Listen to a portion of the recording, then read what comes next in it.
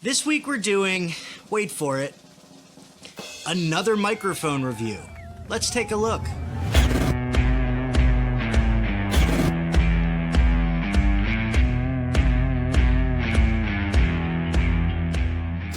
What's up guys, Jay Lippman here. Welcome to yet another video. If you're new to the channel and you want to learn about things like video editing, camera gear, and life as a full-time creator, make sure you subscribe to my channel and hit that bell so you can get notified whenever I upload a new video. Today we're taking a look at the CVM-V30 by COMICA. This is a shotgun mic for your DSLR. It runs about 40 bucks on Amazon, so this thing could be a really good budget option if you can't afford something more expensive like, you know, the Rode Video Micro, which is about 65 bucks. Now on paper, this thing sounds like a beast. It claims a Super-Cardioid polar pattern, which means you're going to be able to pick up really well from the front, but not so much from the side or from the back. They're also claiming excellent shock absorption, anti-interference, a low self-noise, and something that some of you cell phone shooters might be excited about. You can actually switch this thing between camera mode and smartphone mode.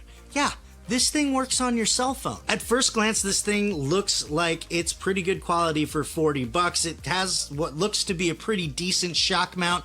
It's got the foam cover, which is gonna help with your P's and your S's. It does feel a little bit plasticky. I mean, well, it is a little bit plasticky. It's actually very plasticky. This whole thing, this whole microphone is plastic, which, you know, for 40 bucks, you can't really blame them for not going with a metal microphone. The only complaint I have right off the bat is the fact that the cord on the back is not replaceable, which means if this cord gets damaged, which tends to happen with DSLR microphones, you would have to buy a whole new microphone instead of just being able to pop out the cord and put a new one in. Now, I can see why they did this, maybe because you can switch between camera and smartphone mode. I would guess that the wiring configuration necessary is the reason why they can't have a replaceable cord. But if I had my choice, I would always go with a microphone that has a replaceable cord. Now we're gonna test this thing in two different environments. The first environment is gonna be right here sitting in my studio, which is a semi-controlled environment,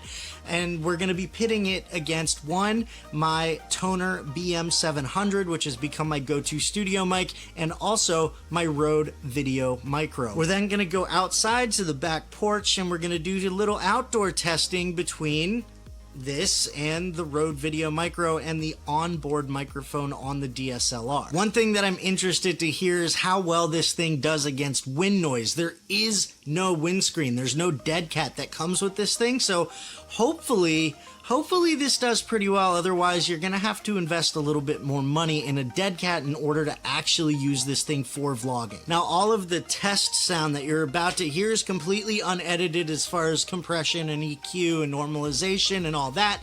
The only thing I've done is tweak the preamp in my DSLR to make sure that the microphones were peaking between -6 and -12 dB. And with that, let's take a listen. This is the unedited sound from the Toner BM700. This is the sound completely unedited from the Rode Video Micro. And this is the unedited sound from the COMICA CVM-V30. Now, right out of the gate, I actually like this sound from the COMICA CVM-V30 in an indoor environment. I think I may actually like it better than the out-of-the-box sound from the Toner BM700. Not saying that the Toner is bad, but this thing had very little noise.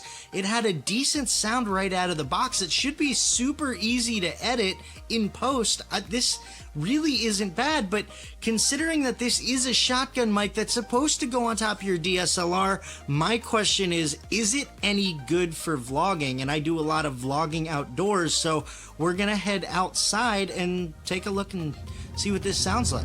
This is the sound directly from the DSLR. There's no microphone on it, and it's completely unedited. This is the sound completely unedited from the Rode Video Micro.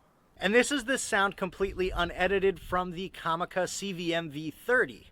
And one last test I want to do while I'm out here is a test of that Super-Cardioid polar pattern. You should be able to hear me great here, but nothing coming from the other side of the mic and very little coming from the sides. Let's test that out. I'm just going to rotate the camera while I'm talking, and you should be able to hear the fluctuation of my voice. So I'm talking, we're rotating the camera, I'm talking, and now I'm directly behind the camera, I'm talking, and this you shouldn't be hearing much, but it should be getting louder, and now I should be back to normal. All right, I'm gonna go inside, take a listen, and give you my final thoughts on the COMICA CVM-V30.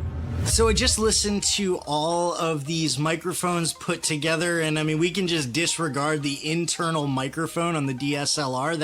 That's just never a good idea unless you can't avoid it. Like if you're using a point and shoot and it doesn't have a place to put an external microphone, you should always use an external microphone where possible. Between the Rode and the COMICA, I still like the Rode better. It's a better microphone, it's a better quality, it's a better sound right out of the box, it's something that I'm used to.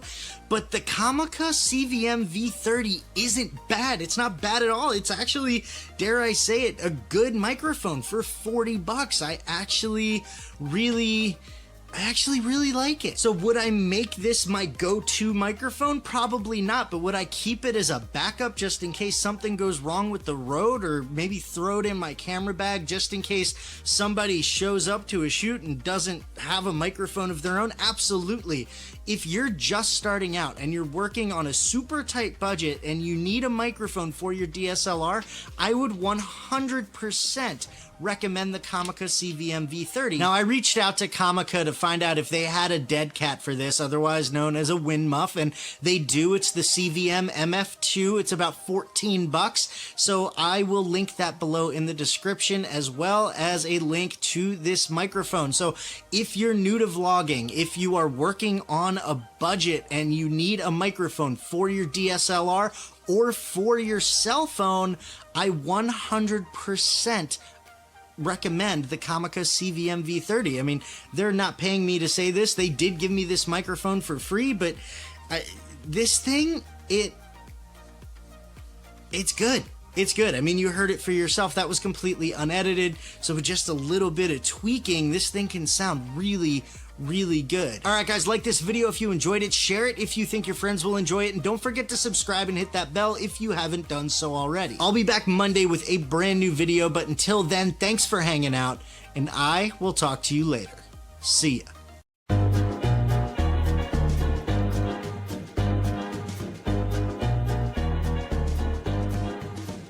How's it going, everyone? It's Michael LaPont, and I am back, and I finally got a new shotgun microphone. It's been a long time, and I've been rocking this one for so long now. I have it all duct taped, and it's it's kind of sad and pathetic right now. And yeah, but sometimes you need a shotgun microphone, like a lot of the time, because it makes life easy sometimes. And yeah, I need a replacement. Well, thanks to COMICA, I now have a replacement shotgun microphone. Thank you, guys. Thank you so much. So as I said, that this one comes from COMICA. And what makes this one interesting? Well, it hovers around the $30 price range, and it supports both phones and DSLR cameras, or cameras in general, as long as they have the 3.5 jack. It has a little shock mount that is somewhat reminiscent of another shotgun mic company that I know.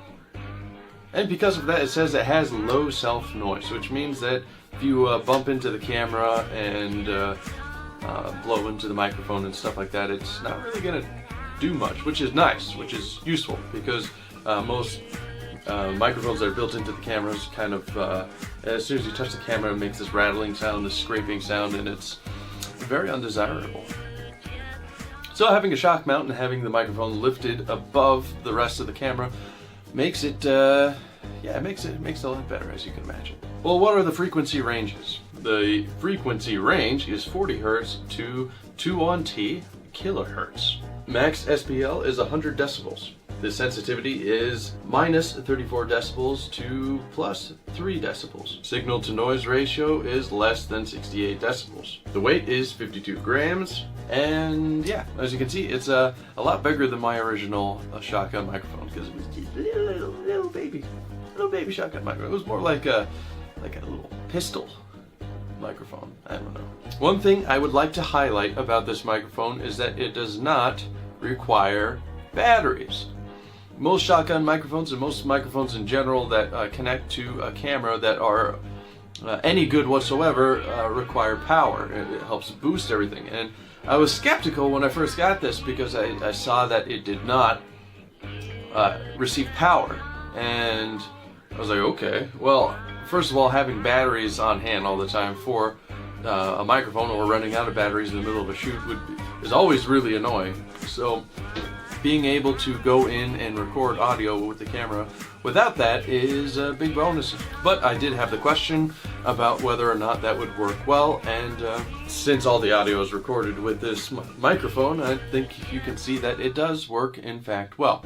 Now, this office I'm in isn't exactly ideal for recording audio since I don't have my acoustic panels yet. I mean, if someone wants me to test some acoustic panels, message me. So being that it's not a great environment to record videos in, I still think the quality is good as well. Now, on the back of the microphone, there's a switch that goes between smartphones and cameras. Now, it's important that you toggle this to the appropriate setting, otherwise it will not work. But trying it on a phone, it does work, and it works really well.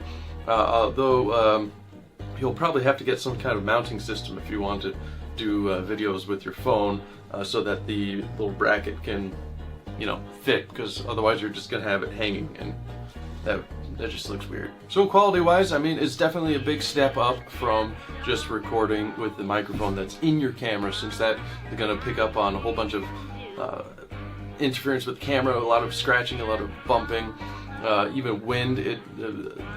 The microphone inside your camera is going to pick up on every bit of wind, and it'll be like. But blowing into the microphone, I discovered that although you can hear a little bit of the sound of it getting blown into,